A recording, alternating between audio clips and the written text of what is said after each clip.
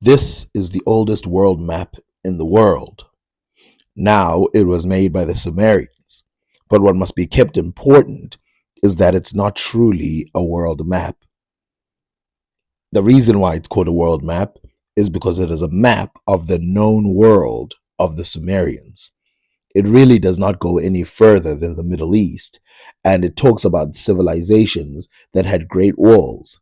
Knowing the date, the Great Walls in question have nothing to do with Africa and nothing to do with China. China, India, and all of those places seem to be completely excluded from this map.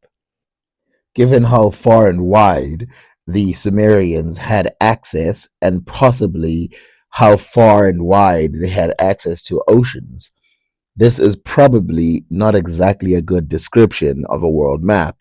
We know from writings that they were aware of places as far as India, and we do know that they were possibly aware of places like Egypt and Sudan, and possibly even Ethiopia. If this is true, that they were aware of these lands, then Sumeria would not have made the first world map, but would have made a fascinating map that would inspire future maps that would occur over and over again. For example, this 1300 map, so from the year 1300s, and you can see here that this map shows us the world as it stands. But of course, here's the thing, it's upside down. And now we can see it for what it really is. Now, this will be important when I talk about the third map that we have. So, what you can see here is this giant piece of land that's supposed to be Africa, and then the rest of the world, the unknown world. This little piece here is supposed to represent the Arabic Peninsula. You can see right next to the Arabic Peninsula back in Africa, there's water waves going down. That's supposed to resemble the Nile, and the one going sideways, horizontal, is supposed to represent the Niger River that connects to the Nile. Comparing it to modern maps, you can see that it is almost accurate to a fault. So you can see right next to Arabia is supposed to be India, but you can see that the sea is way bigger than before, and they make no release or no giant continental swing that separates India from China. And at the top, you can see there's islands. Those islands are supposed to represent Japan. And then these islands in between Africa and Indonesia in the middle are supposed to represent Indonesia and Africa. Now, Africa and Indonesia were thought to be very close to each other during the time of the Middle East because it was so easy to get from one place to another, from one place of Indonesia to the other place of Africa. The Catalan Atlas is just as impressive as the previous one, except that it is way more detailed. So, as you can see, there's Africa on the side, right? It's easier to see now. And as we move along the map from left to right or right to left, depending on where you're standing, you can see we move into India, we move into all parts, and then we get to the corners, which would be Japan and places like that. Now, remember, when this map was being written, it was written for people who thought that this was the entire world. Now, this would be interesting if this map was the most detailed map that we ever had in history, but it is not. See, the Catalan Atlas is put out there as top three maps, but it's not number one. The number one goes to China, and I will show you the map. But first, let's talk about what we are looking at over here. What we are looking at is a snapshot of history, places and names put out there for people. It shows the development of Africa in such a way that has never been shown before. But let's go to a modern world map so that we can carefully place people and times in the 1300s. Now, if you think that America being missing from the map is the biggest problem, then I would have to disagree. Because, of course, you can see here as I'm drawing that the oceans or the giant seas that go around Africa are missing. In those maps, Africa is cut off in the middle. The only places you can see are Mali, Morocco, Egypt, the Horn of Africa. In fact, the Horn is drawn much bigger than what it is. And this is where the Chinese map comes in. The name of this map is Daming Hungi Tu, which means the amalgamated map of the Great Ming. It is also from the 1300s, and given the numbers of maps that existed at the time, we would expect it to be just as ignorant as the rest of the maps. Now, it's fair to say that it is ignorant in some ways, and it is knowledgeable in others. Some names given on this map make it obvious that they took some of the names they got from the Muslims or other people who would tell them about certain places. Now, you probably are looking at this and saying, how is this the world map? So let's start by putting back the old map. So the reason why Europe is in the middle of this map is because it was designed by Europeans in the beginning. And so they come up with any reason for them to be in the middle. And they say it's because the North Pole and the South Pole, which of course you can move any part of it. Now, the map of China is going to put China in the center. And this is the important part. It makes it very easy to read the map after that. So what we are looking at is not a world map that puts Africa at the center, but instead puts Africa at the limits of the world. So let's talk about it. This middle part with trees and rivers that are very well detailed represent China. And to the side, it represents more China or greater China, and then their neighbors. To the north are pieces of Russia, and if you go further south, you see the great island of Japan. Japan was never a mystery to the Chinese. They've had contact for thousands of years, really. And then if you keep going down, you start to see the islands, and then you keep going left, then what you will see at the bottom is Indonesia and the other islands. To the side, what you will see is this little bump, which represents India. And then at the very corner, you will see Arabia, which is this thing that looks like a foot. And then at the very end is Africa. Now, interestingly, Africa is connected to Europe.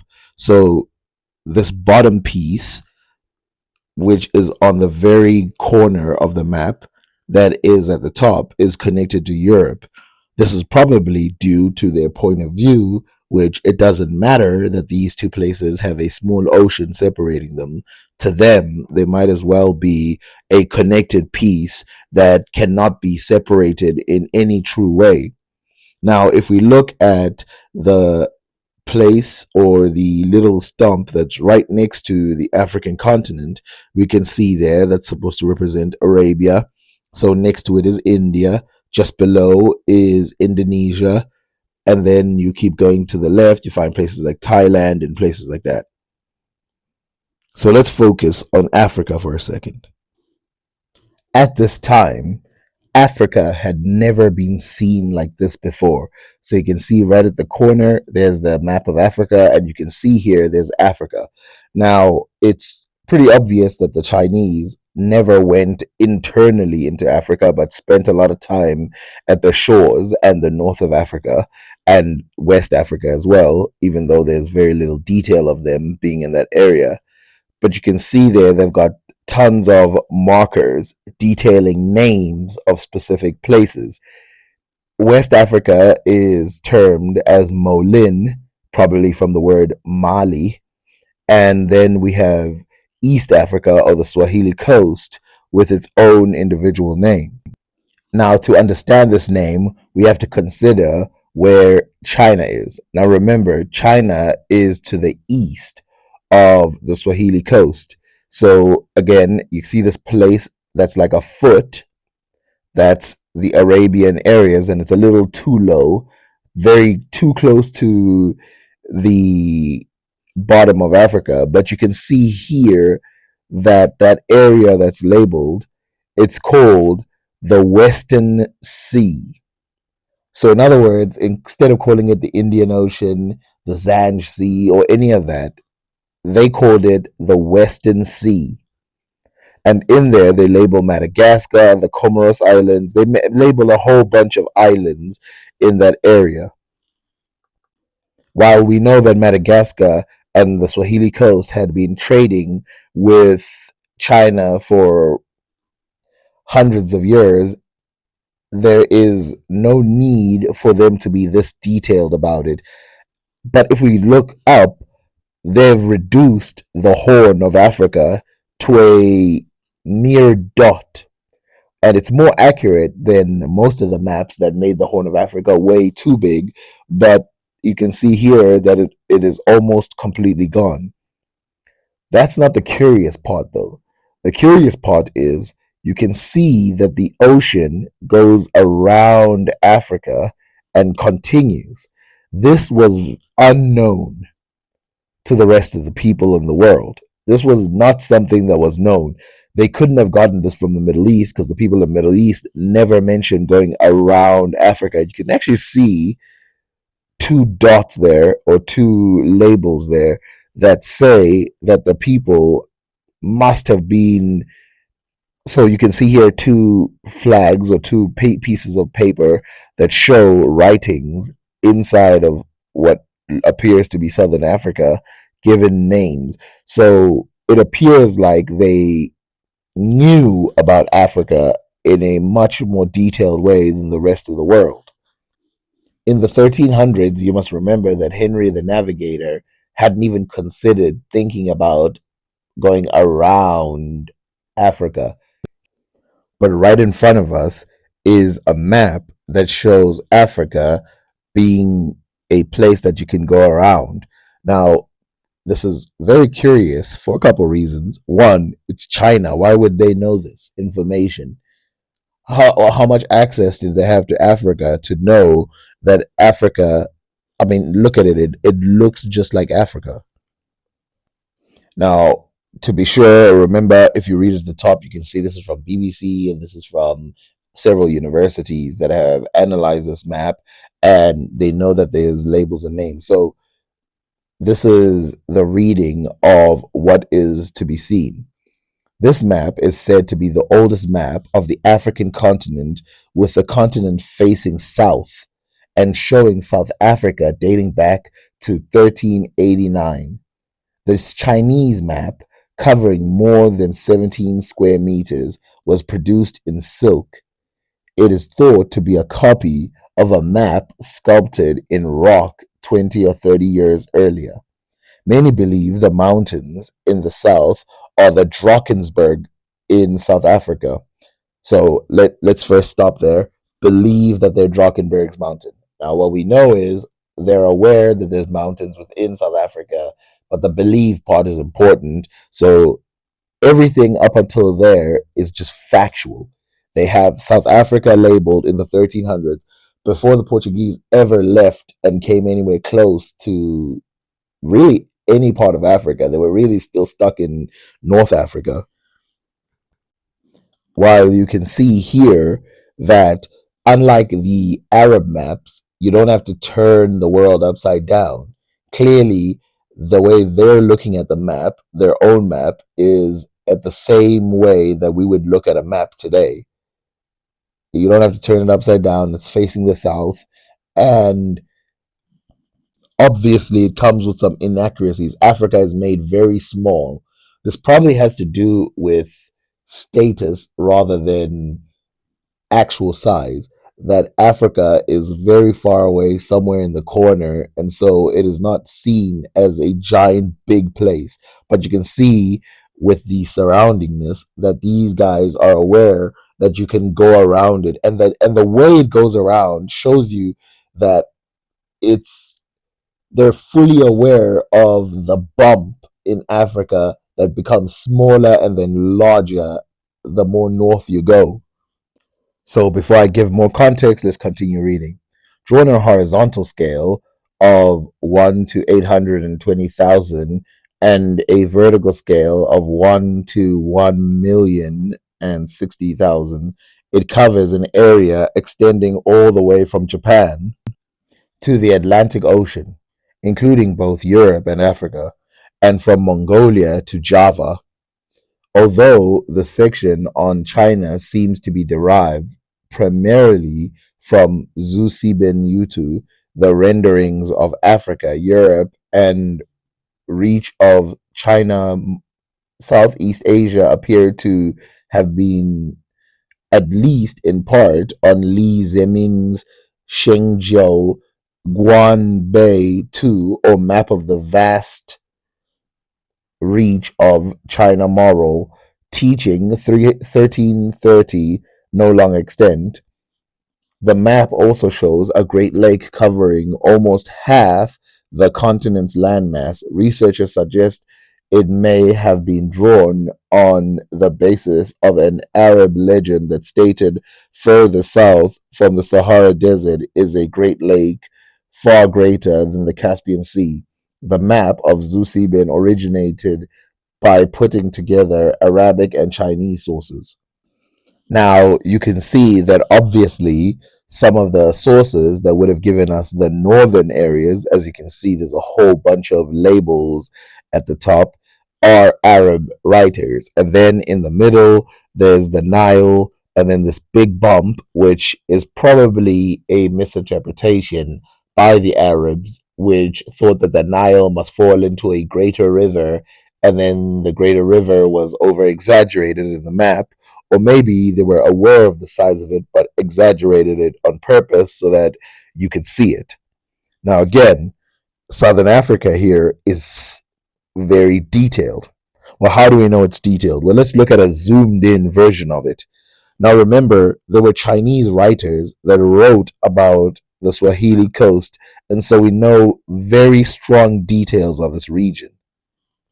So here labeled 1, 2, 3, 4, 5, 6, 7, 8, 9, 10 are the various locations of Southern Africa.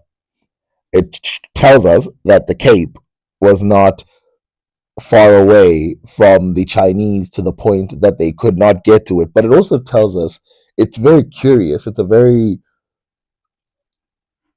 deep thing to think that places like South Africa could have had contact with China and with no real evidence that we find today. And also, it tells us that a lot of the Kilwin or a lot of the Great Zimbabwe ornaments or pottery and all of that found inside of Southern Africa are probably not imported from further north. As you can see here, the Chinese have very limited information about the, let's call it, further north areas than Southern Africa. So number one is Sanguren, which is Zanj, which is wrongly put on the other side, the west coast. So it should be on the east coast, the Zanj regions. So it's put to its limit, but actually it's supposed to be on this side. At least that's how they interpret it. The other way to interpret it is that they're saying that from this limit all the way to the coast is people of the same type, which they're going to call the Zanj people. Number two, you can see Zershong Luhama, which was restored from Arabic Jabal al Qamar, meaning mountains of the moon. These are the Drakensberg Mountains that people are talking about, possibly. We have no idea if they were aware of Drakensberg Mountains. The idea that it's the Drakensberg Mountains would add to this concept that number one is wrongly put on the wrong coast because the Drakensberg Mountains are located on the east side of southern Africa, not the west. But if we look at the western side and we think, then possibly they're not talking about those mountains at all, but completely different ones, and maybe they didn't have access. Now, something we must remember is this can't be based on Arab writings. These mountains, the Drakensberg Mountains, or any of these mountains in the south, as no Arabs had ever been this far south. Number three, Fanayisiwa, which in Chusu Pen, Hanayisiwa, had al Easter Equator. So this is a place. Let's move on. Number four, Dibanu in Arabic, Deba from Sanskrit, Vipa, meaning island in Arabic manuscript. These are the Maldives, island, archipelago, and New Chinese for slaves, or Tabami, Arabic for Tabrobane or Ceylon of Ptolemy. While the Maldives are associated with Africa, it is quite clear that they are way closer to India than Africa.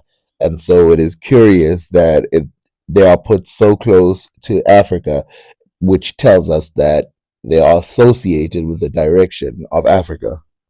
We also know from later people who would write, like Ibn Battuta, that the Maldives played a role in the history of the Zanj people. Number five is Kulu or Kulia, which is Kilwa.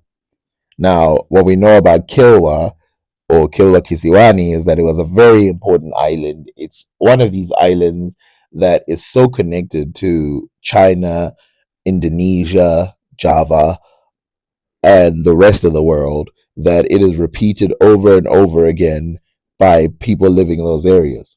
Now, it's so expensive and it's so far that we even find some items from New Zealand that are labeled that they come from Kilwa in this time period.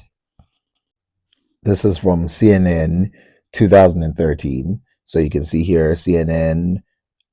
It's a very fascinating discovery, says Ian McIntosh, an Indiana University, Purdue University, Indianapolis anthropologist. Kilwa coins have only been found outside of the Kilwa region on two occasions, he explains. A single coin was found in the ruins of Great Zimbabwe. Now, this is from 2013. There's been more coins found in Great Zimbabwe. And one coin was found in the Arabian Peninsula in what is now Oman. This is a great partner written about by people like Marco Polo, talking about how Oman and Kilwa had direct communication. But nothing can defeat the fact that the coin that is found, as we continue to read, but nowhere else. And yet, here is this handful of them in northern Australia. This is the astonishing thing. So let's read it again. A single coin was found in the ruins of Great Zimbabwe, and one coin was found in Arabian Peninsula in what is now Oman, but nowhere else. And yet, here is a handful of them in northern Australia. This is an astonishing thing. This leads us to believe that Kilwa, as an island, was a mover of the ocean. So it traveled with the ocean rather than waiting for Chinese people to come in and deliver. In Kilwa, we find all kinds of Chinese imports. So, number six, Hezu, pronounced Gao Sao, I think. Jazirat El Kurda, pronounced El Guru, island overtaken by monkeys. For this sea, my web, Ibn Sa'id al Maghreb.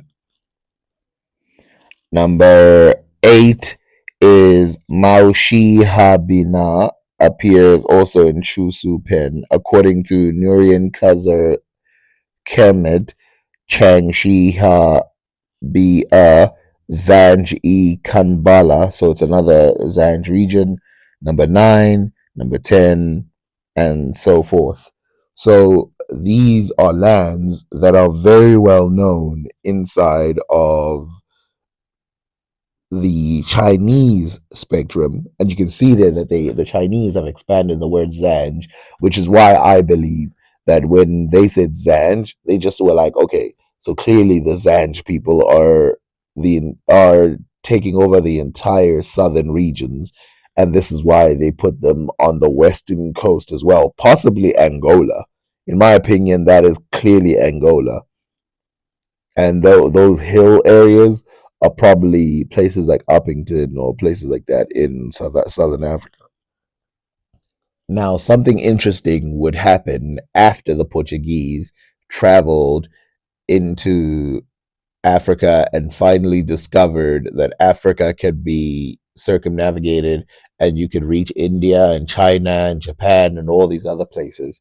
But before they discovered Japan, they discovered a chart which was from Indonesia. Inside the chart was the Cape of Good Hope, and also there was Europe, and also there were other places that you could find all over the world, including Japan, even though the Europeans missed Japan because they did not know what the name of Japan in Indonesian was. This had to be interpreted later. What this meant is that the Chinese probably got a lot of their information about Southern Africa and the travel with Southern Africa from the Indonesians. And how do we know that the Indonesians played a role? Well, if we consider when this map was made, it's just after the Mongol period and the start of the Ming era, which is why the map has the word Ming in it. During the Mongol time, there was an explorer named Marco Polo, and this explorer either got information from other people or traveled himself, but the most likely is that he got information from other people, but he writes about all of these places. So even though he doesn't give us a map, he gives us very correct descriptions. Some of them are incorrect. He just like sometimes he will say the Maldives when he's talking about Madagascar. When he's talking about Madagascar, he's talking about the Swahili coast, but it still tells us that he was very aware of that region. He even tells us that the Mongol king at the time, the Mongol emperor at the time, sent people, actual human beings, to Madagascar to negotiate. An important thing to find out is about this Java area, clearly labeled on this modern map. It is within Indonesia. And at the same time that the Mongols are trying to invade it, they're going to Madagascar.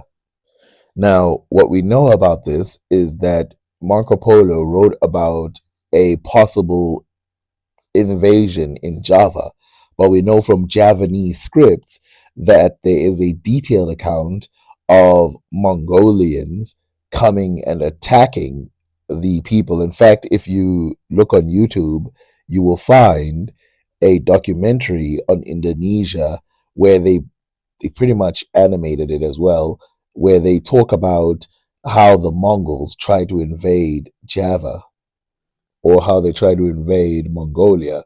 And then because it was so much money and they were betrayed over and over again. And Java, you must remember, was always connected with India and other places. So it had a lot of partners. They beat back the Mongolians and then the Mongolians never returned.